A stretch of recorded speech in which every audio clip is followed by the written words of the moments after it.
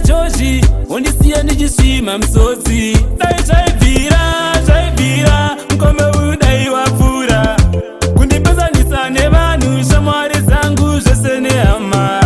Dai ndakaziva itungamire masanganewo yaitove chosi.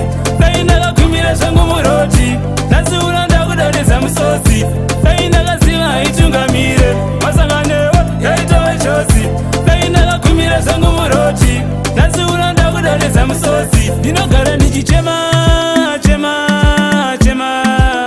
samasimba dai mandipangirozi yauya kuzondipukuta misodzi.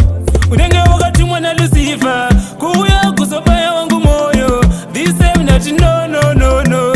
Delila aiwa bodo, iwe Delila aiwa bodo, ndati aiwa bodo, Delila aiwa bodo.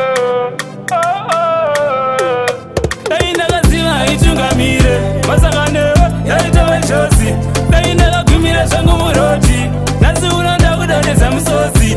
Dai ndakaziva itungamire masanganewo yaitove chosi. Dai ndakagumira zvangu muroti nhasi uno ndakudonhedza musodzi. Ruremekedzo mauri ndarushaya, chinonzi rudo mauri ndachisaya.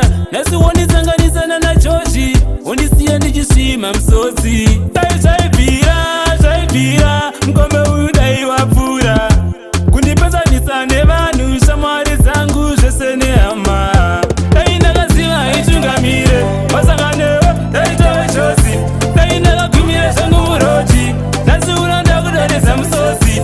Dai ndakaziva itungamire masanganewo yaitove chosi. Dai ndakagumira zvangu muroti nhasi uno ndakudonhedza musodzi. Ndinogara ndichichema samasimba dai mandipangirozi